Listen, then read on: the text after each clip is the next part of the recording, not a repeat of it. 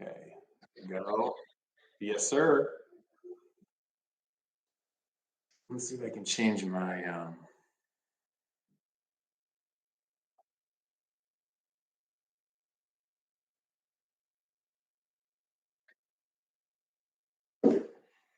sure.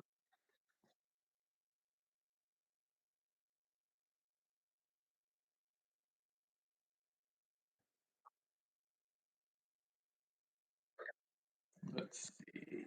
So right now it's just you and me or other people are viewing?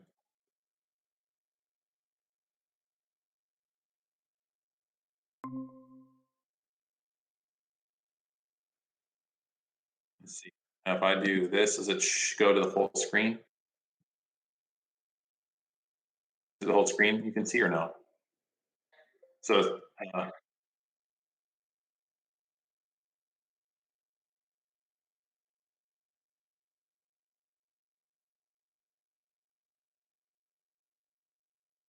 okay. Okay, let me stop sharing that. Let's see. That's one thing I wanted to change.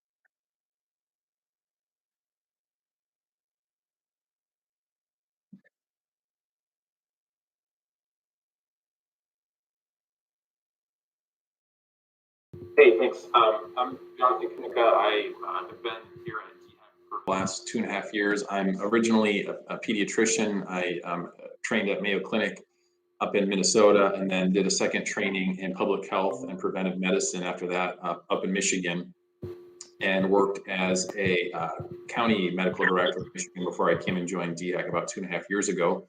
And I worked in immunization division. So that's pretty self-explanatory. And then worked also in the division of acute disease epidemiology, and that essentially means I work on disease outbreaks. So before COVID, that'd be things like whooping cough and daycares, mumps at the College of Charleston, hepatitis A outbreak here in South Carolina, and obviously with COVID-19, that's pretty much been the focus of a lot of our work in the division now. So. Can you hear me okay? I just heard somebody else in the background. I don't know if other people have speaking abilities, if there's a way to mute folks in the background. But what I wanted to do this evening was just kind of go over some important, relevant information about COVID-19, vaccines, things in the school-age population, and answer some of the questions that folks already submitted. So let me just go to my first slide here and share my screen here with you. Also, by way of background, I'm a dad of 3. I have a 6-year-old who's in first grade, a 3-year-old. We just had a baby girl who was born premature at 33 weeks, and she came home on Sunday. So if you hear a baby crying in the background or a toddler at the door screaming, that's why. So I apologize if you hear my kids, but let me see here. Share this and present. Is that coming through okay? Looks like I'll make it big for you. Okay. Yep, we got it. Okay, so I think really the point of tonight is to really think about how bad is this disease, and is it worth getting vaccinated, and are the vaccines effective, and trying to weigh that against, the risk of getting the disease, and what are the risks of the vaccine itself. So that's kind of the way that I approach it. So how bad is COVID-19 right now? This is how bad it is in South Carolina. You can see that our numbers are pretty much where we were back in January. So we have not seen this many daily new cases of infection since January. We're at our highest, so we've got over 7,000 new cases. A lot of these pretty consistently are happening in the younger population, so people that are age 11 to 20 or kids under age 10. So that's obviously a concern. This I honed in here on Anderson. So similar trend to the statewide trend, but you can see that the 7-day, that's the green line, the 7-day moving average in Anderson is higher than the state. I'm hearing a little bit of backfeed. I don't know if somebody can mute themselves. I'm just hearing my own voice as an echo. And then here's the death data. So obviously the cases have gone up, the deaths have not gone up as quickly, and I think that's in large part because of the vaccines, and the vaccines are working and what they're supposed to be doing, which is preventing deaths and preventing hospitalization. So the majority of our population still is not vaccinated, unfortunately. But you can see here that even though the cases are where we were in the winter, we're not where we are with the deaths, at least not yet. So that's reassuring on one level, I would say. And this is the Anderson County deaths. This is deaths by week. So you can see the peak for Anderson was back in the winter as well. It had 34 deaths in 1 week. And the level right now hasn't approached that, even though the number of cases in Anderson County is higher than it was during the winter. So if we look at where the deaths are occurring, obviously the big age group that we're most concerned about has been the elderly population. So this is looking at the breakdown of deaths by decade of life, more or less. So, very, very clearly, the majority of these have been in people who are 60 plus. That's 85% of cases or so. But I did want to note for this purpose that we still have had pediatric deaths here in South Carolina. There have been 18 deaths. So that's 18 families that have lost a child or a young adult between age 0 and 20. 6 of those have been in kids less than 10, and 12 of those deaths have been in young children or adolescents between 11 and 20. So it is happening. I don't, want to sensationalize it per se, but it's easy in our line of work sometimes to see numbers and look at trends, and you get numb to it sometimes. So I did want to really recognize that even though we don't release family names or the names of the children, these are real families that have lost their teenager or their elementary age kid, and it's just devastating. And as a physician and someone in public health, this is why I do what I do, is to prevent deaths that don't need to happen. So it's not like the flu as far as deaths go. The symptoms might be, I think some people think, well, it's like getting the flu, it's not so bad, I can handle that. It might feel like it. You get achy, maybe you have a headache, cough, shortness of breath. So in that sense, there is some similarity, but the severity is very different. So this is to show you what our normal flu season looks like.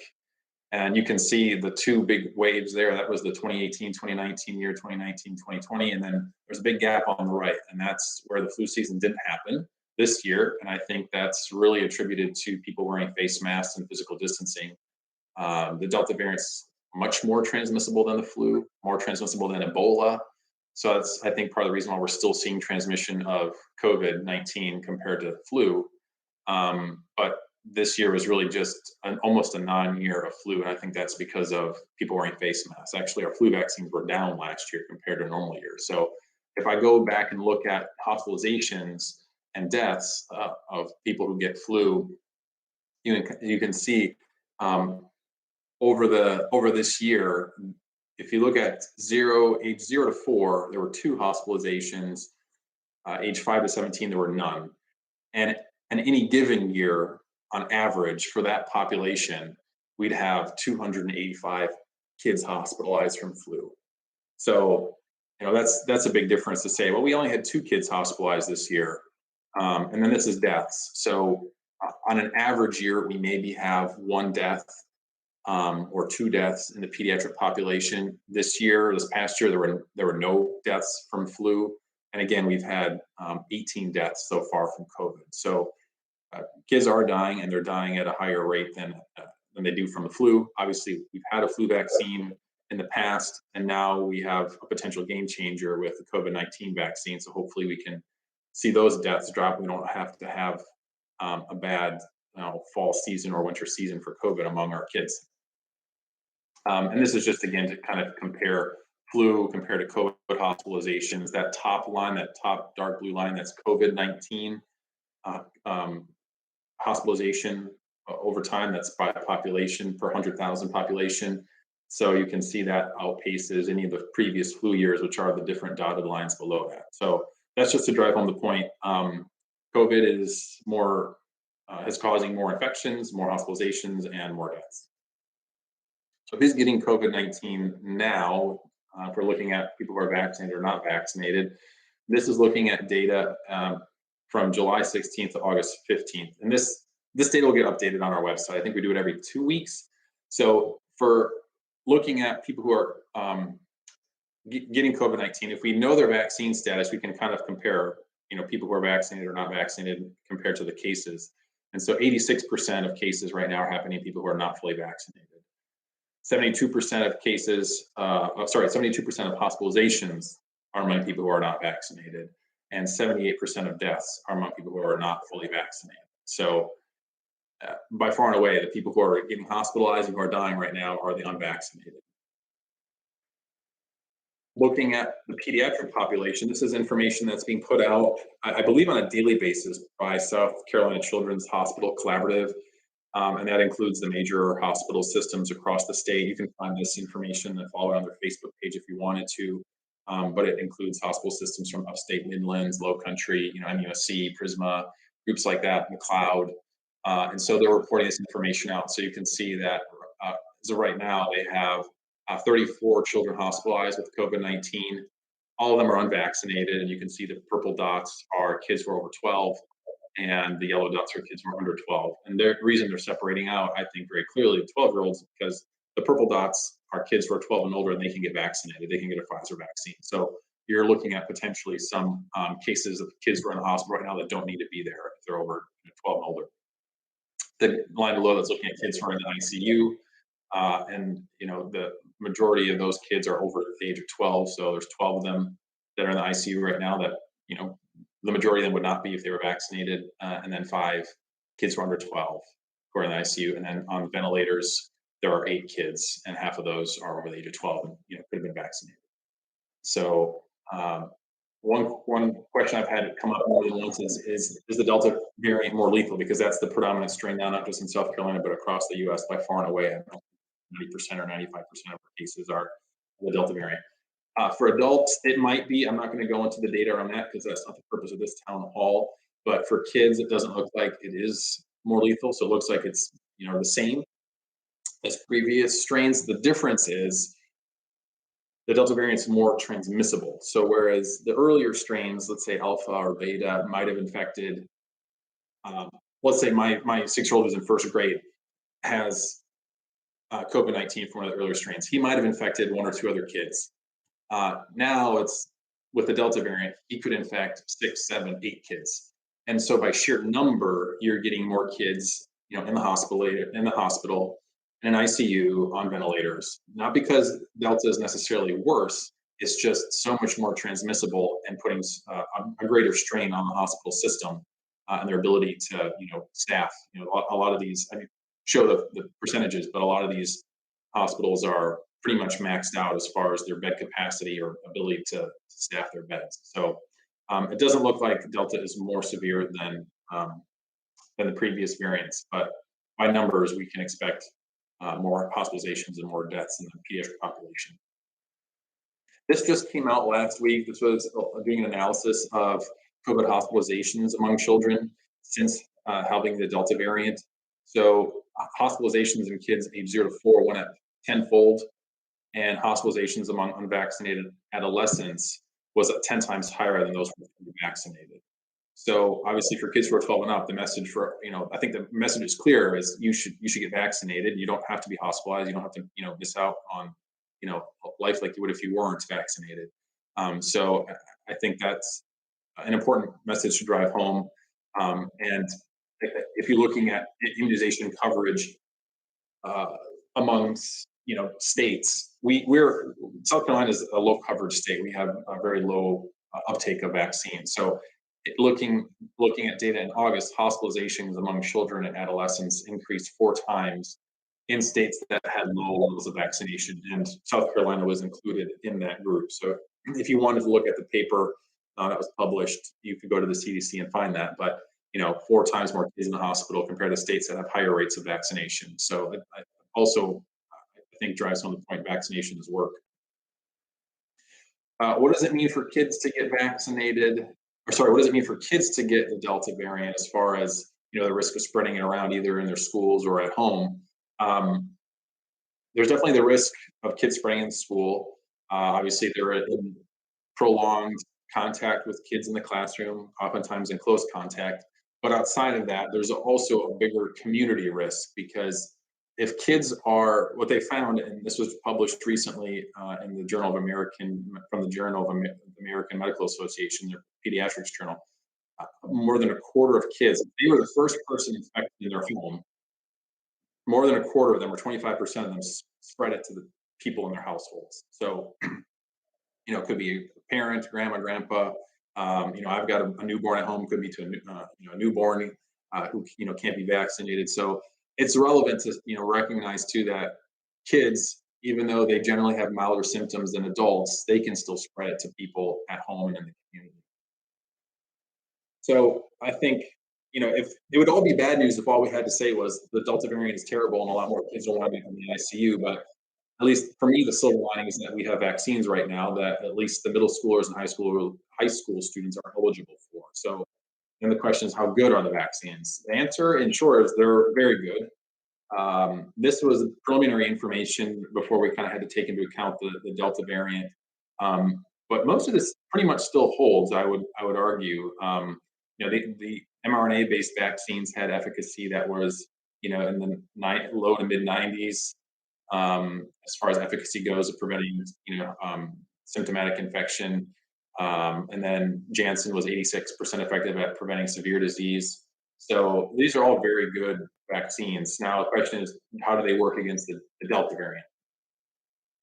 So I apologize, this slide has a lot of text on it, but the early research is essentially saying the Pfizer vaccine is 88% effective at preventing symptomatic COVID infection from the Delta variant.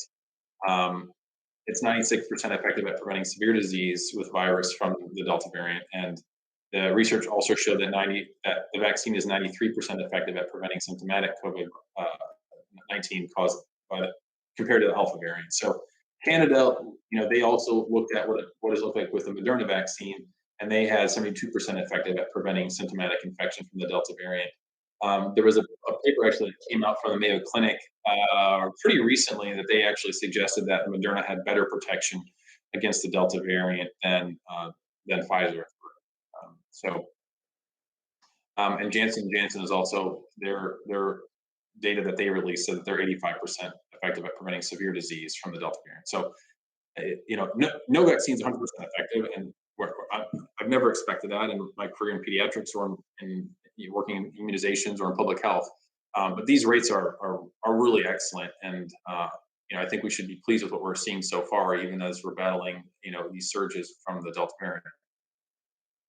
One of the things I think people sometimes think is, well, I know people that got vaccinated, but they still got COVID-19. So why should I get a vaccine that doesn't seem to work? That doesn't make sense.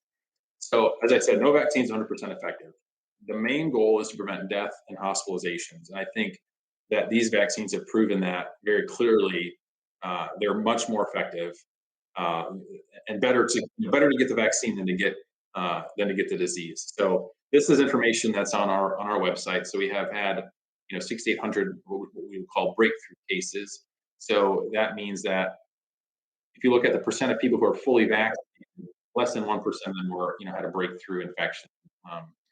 If you look at the total breakthrough hospitalizations, about 550 of those. So looking at the percent of fully vaccinated people who are hospitalized from COVID, it's 0.03%. Deaths, 0.006%. So no one's going to claim that it will prevent every single hospitalization or death. We're not saying that, but statistically, you are excellently protected from being in the hospital or dying from COVID-19 if you get vaccinated. There's no question. The data is very clear on that, not just from South Carolina, but across the country and around the world. This also came out from the CDC published this, but this was data from Los Angeles, looking at their data from July. So unvaccinated people had 5 times more COVID infections than people who were fully vaccinated. Unvaccinated have 20 times more COVID-19 hospitalizations than fully vaccinated. So I think I made that point pretty clear. So who's getting vaccinated? 96% of physicians are fully vaccinated. And I think that should say something. When the AMA surveyed their members and said, how many of you are vaccinated? If you have people that you go to and you trust for your medical advice, taking care of you, taking care of your children, your loved ones, if 96% of them are getting vaccinated, I think that should say something and really speak very loudly that physicians are first in line and glad to take this vaccine and are recommending it, pretty much across the board. There might be some very, very, very rare situations where it might not be for extenuating reasons, but by far and away, this is a safe and effective vaccine, and your doctors are getting it and are recommending that you get it. So if you look at who's getting vaccinated in South Carolina, this is kind of giving you the coverage. So I highlighted, you might be able to see that in gray here, Anderson County. So this is looking at the percent of the population with at least 1 dose of vaccine. So it's about a third of your county. So pretty low coverage rate in Anderson County. This is more information about Anderson County. So right now, the total percent of the total population that's vaccinated, Anderson, 32%. If you look at the population that's eligible for vaccine, because obviously kids under the age of 12 are part of the total population, but they're not eligible. So if you look at the population of 12-year-olds and above who've been vaccinated, fully vaccinated, it's 38%. So again, I mean, if you cut it, slice it the other way, 62% of people are not fully vaccinated. And that's a pretty high rate. And I think that's why you're seeing such a surge of cases in Anderson County, at least in part. But I think one silver lining, if you look at the bottom line there, 66% of the elderly population over 65 is fully vaccinated. So that's good. I mean, the rate, obviously rates could always be higher, but that's the group that has the highest risk of hospitalization and death. So that at least, I think is one positive note, is that you're using a relatively decent coverage on the elderly population. What are the risks of Pfizer vaccine? What I've heard about kids developing heart problems after getting the shot. This was the myocarditis pericarditis issue. So just to go over some of the basic common side effects that we see, and this goes along with just about any vaccine kids get: pain or redness, swelling at the injection site, and then some generalized symptoms throughout the rest of the body: tiredness, headache, muscle aches, chills, fever, or nausea. On rare occasions, the mRNA vaccines have appeared to trigger anaphylaxis, which is a severe reaction that's treatable with epinephrine. So that's why when people get vaccinated, they need to be observed for at least 15 minutes for their COVID shot, or 30 minutes if they had a history of severe allergy. So that's just err on the side of caution, but it's been pretty rare that happens. Okay, so to the myocarditis pericarditis issue that came up. So myocarditis is just referring to inflammation that happens around the heart muscle, and pericarditis is referring to inflammation of the sac that goes around the heart. That's the pericardium. And this happens outside of COVID, not infrequently. So people can get it, our kids can get it from infections, whether it's a viral infection, bacterial infection. They get, people with lupus, and COVID-19 disease itself can cause myocarditis or pericarditis, not talking about the vaccine. In adolescents, looking back at data published from the CDC, if you look at 15 to 18-year-olds, about 18 per million of them will get myocarditis, and the majority of those happen in young boys. So it's still, again, this is a condition that happens outside of COVID-19. And I'm not going to get too bogged down into the weeds about the data for the purpose of this presentation, but suffice it to say, it's very clear that your kids are far more likely to get myocarditis or pericarditis from getting the COVID infection than from the vaccine. And for the ones that do get it from the vaccine, it's very mild, self-limited, easily managed with very simple medications. Whereas if you get it from the disease, the way that it can ravage the heart, it's usually a more significant or severe form of, heart inflammation or impact on the heart. So I'm just going to give essentially a summary statement that was signed off by some major groups. The facts are clear. This is an extremely rare side effect, and only an exceedingly small number of people experience it after vaccination. For the young people who do, most cases are mild, and individuals recover often on their own or with minimal treatment. In addition, we know that myocarditis and pericarditis are much more common if you get COVID-19, and the risk to the heart from COVID-19 infection can be more severe. We recommend getting vaccinated right away if you have it yet. It's the best way to protect yourself, your loved ones, your community, and so on. And this was signed by all the major medical groups: the Academy of Pediatrics, the Academy of Family Practitioners, obstetricians and gynecologists, the American Hospital Association, American Health Association, American Medical Association, the Public Health Association, Health and Human Services, and the CDC, and DHEC. I mean, it's looking at the data and weighing your risks and your benefits. It's pretty clear where you would fall on this, and it's far better to get the vaccine than to get the disease. So I think the main points I wanted to make are, the Delta variant that we have now is much more transmissible. It's the thing that's driving all the cases right now in South Carolina, even if it's not a more severe disease for children necessarily. We're still seeing them in greater numbers being hospitalized and on ventilators just because it's more transmissible. The majority of these cases, the majority of these hospitalizations are among the unimmunized, the unvaccinated, and can be the majority of them could be prevented if people get vaccinated, and it's the most effective way, the safest way to prevent COVID-19 and any of the negative health outcomes that would come with that, or any of the long COVID questions. We don't know for certain what's going to happen long term for children who've had COVID-19 or who have had what's called MIS-C. I didn't go into that, but we've had over 120 kids with MIS-C from COVID-19 that have been hospitalized, and it had to impact their heart or their lungs or their kidneys. We don't know what their long-term outcome is going to be 10 years from now. So getting your kids who are eligible for vaccine now protects them, protects you, protects their friends, protects their family. And so I would really encourage anybody who has a child who's eligible to get vaccinated. And I'll tell you on a personal note, you know, my 6-year-old, we enrolled him in the Moderna trial. They're in their phase 2 trial. So right now, 75% of kids who are in that trial are getting the placebo. So even in my own family, I'm Moderna is not even approved yet for 6-year-olds, and I've got my kid in the trial. That's how confident I feel about these vaccines and their safety profile and what they can do to protect my kids and my family. So I'm going to stop there, and I'm going to pull up some of these questions. Let me see.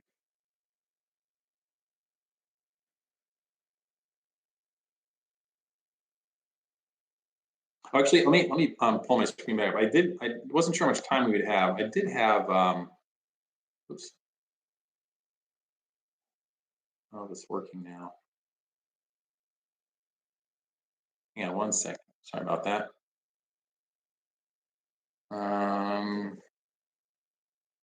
There's a couple questions in the Q&A that I saw before this, and so I just threw in some information about those questions at the end of my PowerPoint. So let me just pull that up.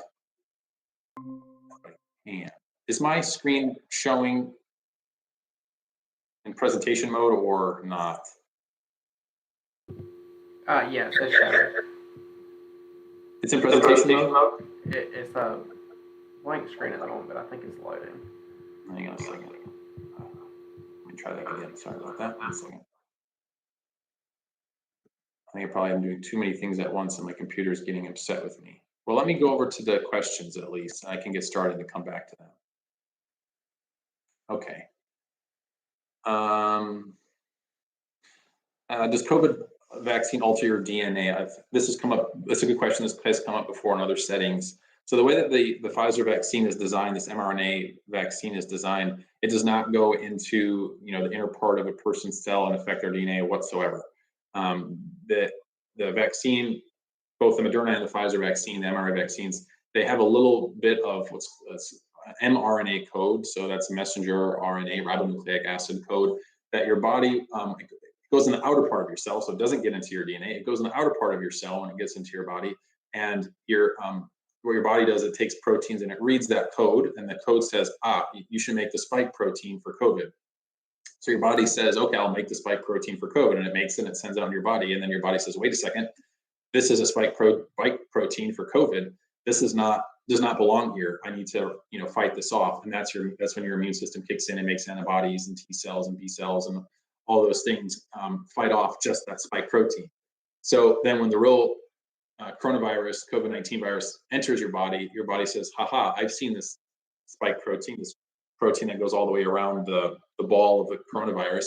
It doesn't belong here. My body's ready for it, and I will fight it off and get rid of it. So that's kind of the simple way to think about it, but it does not go into the inner nucleus of a cell and affect a person's DNA or change their DNA. So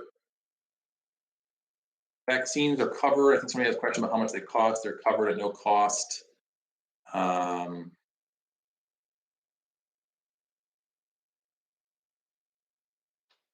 Maybe a question about efficacy. I think we covered the efficacy pretty well. If kids don't get as sick with COVID, why should they get vaccinated? I think we kind of went over. That's true. I'm not disputing that they get as sick as adults or die at the same rate as the elderly. They don't, but they still are dying. And I think any death we can, prevent is a good thing, and prevent it from spreading around, not just, at the schools, but bringing it home to populations that are not eligible for vaccine or who are at risk. Like for example, I think about my 33-week newborn infant who's not eligible for vaccine, and if my son came home with COVID, I'd be very concerned about what it would mean for her health. So it's beneficial for the individual, protects them, but it also protects those around them. So I think that's one of the beautiful things about vaccines. There's a question about high school seniors. I think this came up a couple times, whether or not they are going to need to get COVID-19 vaccine for college entrance. I would refer you to the college you're looking at going to. I know that there are a number of them who are looking at doing that now because, I think there was some reluctance before the Pfizer vaccine had received full FDA approval. even though hundreds of millions of people have been vaccinated with it and it's shown already to be safe and effective, they didn't want to rush that full approval. They wanted to get their full safety data, but I don't think it was a surprise to anybody in the medical community that it was going to get full approval just based on what was coming out from the safety profile. So, and when that happened, I've heard of more places of employment requiring it now that it's fully approved to say, we still have this Delta variant with us, and it's surging, and we have a safe and effective, fully approved vaccine. So I think you probably will see more places requiring it, but I can't speak to all the colleges what they're going to require or not require. Obviously, there are school entry requirements now, as it is for colleges. So kids have to be up to date. They have to get their meningococcal vaccine to prevent meningitis from taking hold in dormitories. And there's school requirements now. I mean, just to be in school in elementary, middle school, high school. And that's something that we do to keep the general population safe. So, I think somebody said, well, it doesn't seem fair. I think it was a high schooler that asked a question, it doesn't really seem fair that I'm being excluded from school when, you're taking away my freedoms and I'm not allowed, I should be allowed to go to school. But if there's an outbreak, this happens outside of COVID. So as I mentioned, we follow whooping cough outbreaks or measles outbreaks. So if there's an outbreak of let's say whooping cough at a daycare or measles outbreak in a school, if kids are not vaccinated, they'll be excluded from school, because we're concerned about their safety and their well-being. So and their ability to catch it and spread it around. So from a public health standpoint, we do put into place ways to protect the community. That's what we do, and why you don't see higher rates of these preventable diseases anymore. And I think the public has kind of forgotten about people had polio and died and who were disabled because we just have such an effective vaccine program. So, all right, let me stop waxing eloquent about vaccines in general and go back to some of these questions.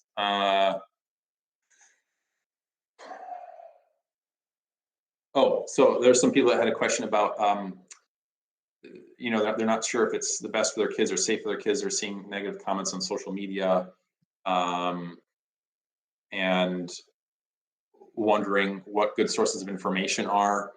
And I think somebody even commented that they had a nurse tell them that they still might get COVID, but it won't be as bad as if they hadn't been vaccinated. So let me see if I can get my slides to work here again. 1 second, and I'll share that. Oh, no, my computer's not. I think I've got too much going on with my processor. So, so it is true. It's possible you can still get COVID-19 after you've been vaccinated. I think that's part of what I went over, that there's no vaccine that's 100% effective. But if you do get COVID-19 after being fully vaccinated, it's pretty clear that you're still far less likely to wind up in the hospital or to die from it. And I think I think somebody commented that they heard that from one of their nurse friends, and I agree with that statement. So you're, first of all, less likely to get it. If you do get it, you're less likely to wind up in the hospital or to die from it. So that's true. Good sources of information to go to besides listening to me. There's a website. Let me think if I can remember. It's I think it's Stay SC Strong. I think stayscstrong.com. And if you go there's a section that asks, about what are reliable sources of information, and it lists, things like the WHO, the CDC, DHEC, Mayo Clinic, Johns Hopkins, health systems, in South Carolina, like MUSC or the Prisma sites. But I think whatever you're looking at, I think you have to look at who's giving the information, what's their credibility, what's their background, what are their credentials, do they understand how to assess information and studies. And then I think it's always good to look at the weight of the evidence. There will always be, one-off comments made here or there that maybe seem to go against what you've heard somewhere else. And so I think you have to then really ask, well, what is the weight of that medical establishment saying? What's the weight of the public health establishment saying? And what are they basing that on? And I think that's where you make your most well-informed and educated decision. I think we do that in all kinds of ways for other things, but I think that, makes sense. Seek out reliable sources of information that can be trusted and, have some evidence and research behind them and have been peer reviewed. They've been, looked at by by people who are experts in the field and make sure that the studies line up. Every once in a while, a study gets retracted and says, "Oh, this wasn't done right," or "This has to get corrected."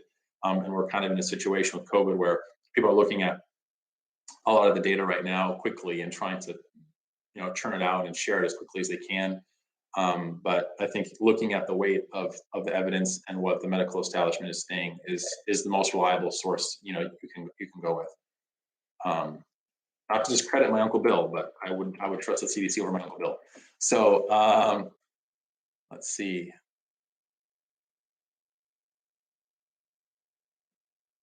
Oops, I lost my. Here we go.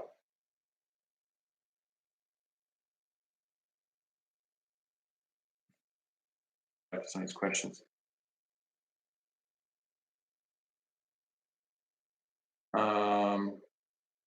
Students are given an incentive of not having to quarantine if they get vaccinated. We feel this incentive is being used to convince the student that the vaccine protects them from getting and spreading the virus. It also signals out the students who don't receive the vaccine but are no more contagious than the vaccinated.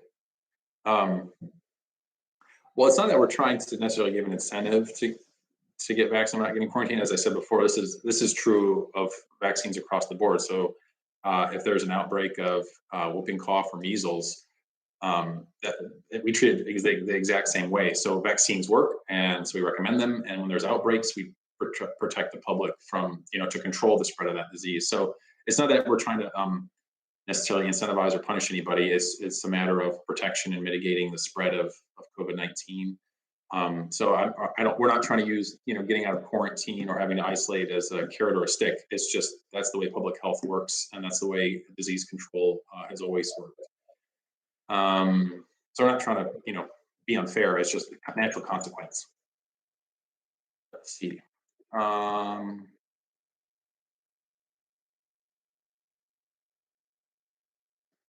Will the vaccine ever be licensed for children under 12? If so, what age groups will likely be on the label? So I mentioned my son is on an MUSC trial for Moderna. They're doing age 5 to 11 right now. And I think, Pfizer's done something similar. They break it down by sort of subgroups. So a lot of them do 5 to 11, and then 2 to 5 or 2 to 4, and then 6 months to age 2 or something like that. So they're all actively doing those studies and submitting that information to the FDA to get reviewed for approval and consideration for emergency use authorization. I don't know the exact timeline of when they're going to do that. I've talked to some of the representatives on different calls, and they can't promise when it's going to happen, but I think a lot of them are looking to have their data submitted for review in the coming couple of months. So I don't know if that means that we'll have some pediatric vaccines for the kids under 12 by Halloween or Thanksgiving. And if so, I don't know if it's going to be just 5 to 11, or if it's going to be 2 to 11 or 6 months to 11. That I don't know, and that remains to be seen. But I know that a lot of these mRNA vaccine platforms that were first out of the gate, Pfizer, Moderna, they're currently working on the vaccine.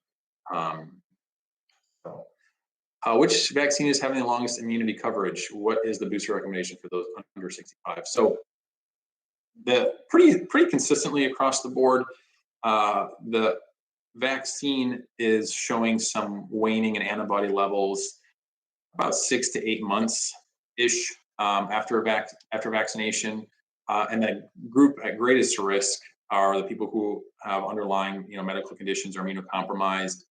And so that's why you're seeing a recommendation for a third dose of vaccine for the people who have immunocompromising conditions. Maybe they're HIV positive, they've had an organ transplant, they're on high dose steroids. There's a number of conditions that would apply to.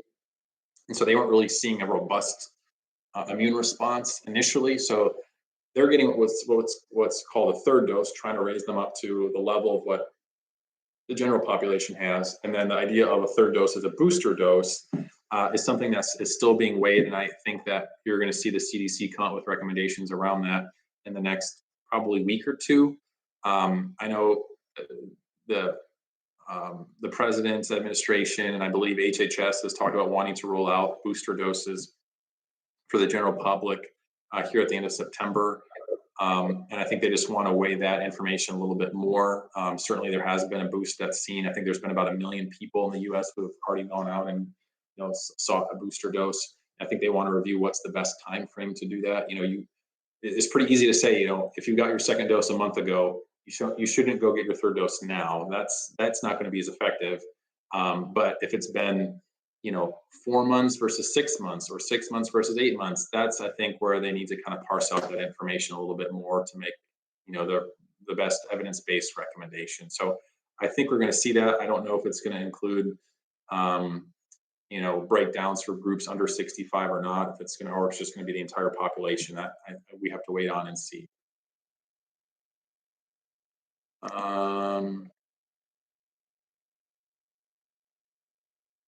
You feel that someone who claims to have extensive training and research, but it's not medical research, has the right to voice their opinion to sway someone not to take the COVID vaccine? That's an interesting question. I mean, I took physics and organic chemistry to go to medical school, but I'm not a physicist and I'm not an organic chemist, and I don't presume to understand everything that they do, like they do. And even though I took calculus and some of those things, I trust my engineer and their opinion over my own. So I think people have a right to read literature and should assess it, of course.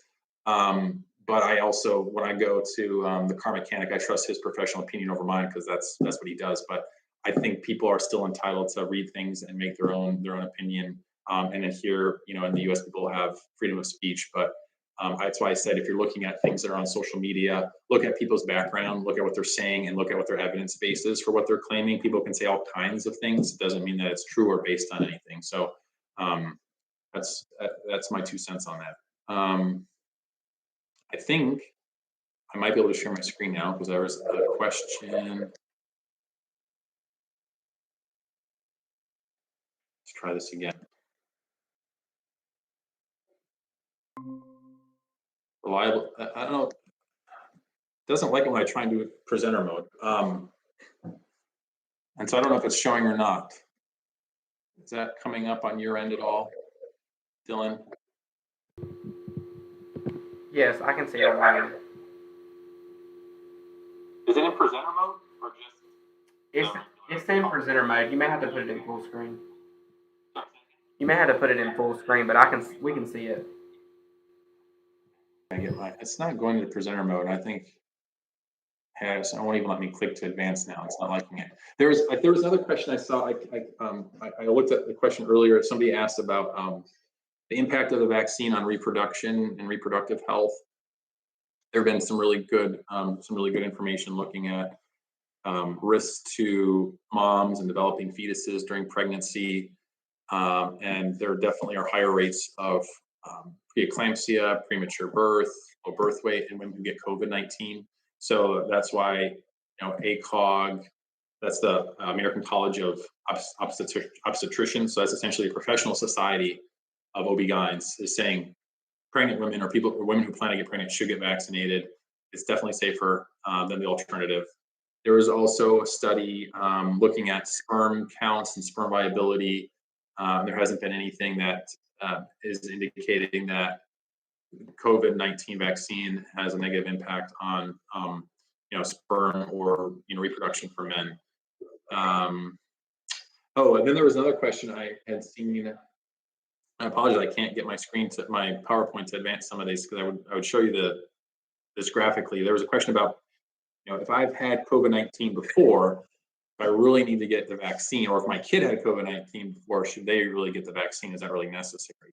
And the data that's out there, if they looked at people who had COVID-19 before 12 months ago, and then they look at what their antibody levels are what their antibodies are in terms of their activity against the different strains of COVID-19. So looking at like alpha, beta, delta variants. So if you had COVID, looking at a year ago, and then you take those antibodies and stick them in a tube with delta, it doesn't look good. If you look at people who had COVID before, and then they get their vaccine, and you take their antibodies in a tube with delta, it works. So essentially, that's to say, if you had COVID before, you should still get the vaccine now. If your kid had COVID before, they should still get the vaccine now. That'll give them effective antibodies against the Delta variant. Whereas, whatever they had before, who knows what strain it was. but it might not be effective at protecting them against the Delta strain that's circulating now. So that was one other question I wanted to address. Dylan, am I missing any questions? Just want to see, I'm kind of scanning through, making sure I'm not missing anything. Look, I can look through real quick, but I think you've touched on most of the questions. Vaccinate your children, yes. My wife who works in healthcare got vaccinated when she was pregnant. So I'm not worried about reproductive health or risk to developing fetuses, so I would do that too.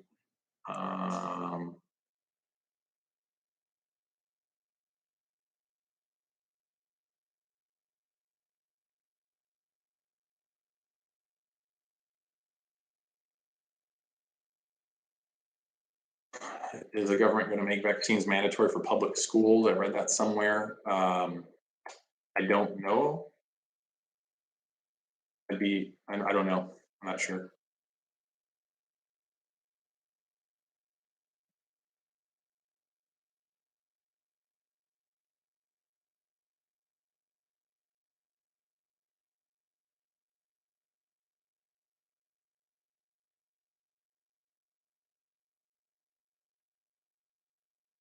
Seeing so many cases in schools, the same children congregate all summer in different settings, concerts, sleepovers.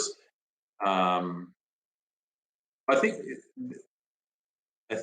they were saying that they were non-existent. That's I don't know if that's fully true, because there were definitely plenty of cases, I can tell you, working in the state health department, of camps, church groups, where there was a lot of COVID-19 spread in the summer. So I think it was already happening, but we weren't really seeing the Delta variant as the predominant strain and its uptick until I would say about August or so.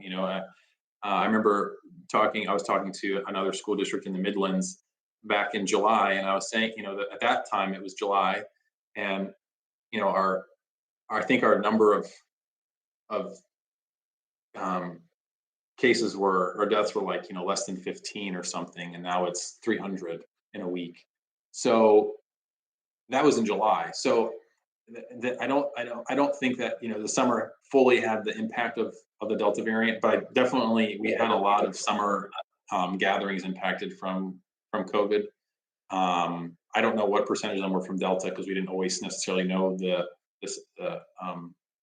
genomic sequence, but definitely they were impacted, and I think we're seeing the full effect of Delta now. August and September, with the cases just going up so much in the last month and a half, it's pretty remarkable. So I think that was all the questions I could see to cover. Did I miss anything else? Did anything else come through on your end, or? I would say, if you have other questions I didn't cover, you can go to some of these trusted sources of information I went over, whether it's the AAP or DHEC or CDC, but people that have a background in medicine and public health and understand vaccines, places I would go, or your own provider, your own physician, and ask them what their take is on it. But I hope that I made the case that COVID's still with us. I don't know how many more waves we're going to have. This is something that happens not infrequently with outbreaks like this. This happened with SARS and with MERS, with the Spanish flu of 1918, 1919. They had different waves, different peaks. So it's not totally unexpected. This will want people to think like it's with us forever. That's just the way that these go. But the way to get through it faster and the way to protect yourself now is to get vaccinated. If your kids are eligible, wear a face mask. I'm not trying to say anything political about those things. I'm just saying this is where the evidence falls. And as a medical professional assessing the evidence, that's what I would say, and that's what other physicians are going to tell you, and that's what we're doing ourselves. We're getting vaccinated, wearing masks. So that's what I would encourage everyone to do.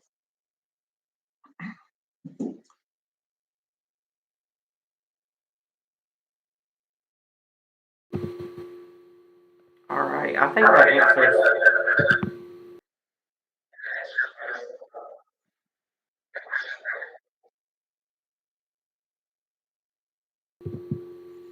No, I think you covered it. I appreciate folks joining, listening in, and for the questions people submitted, and that they're taking it seriously. What the district is doing to offer vaccines.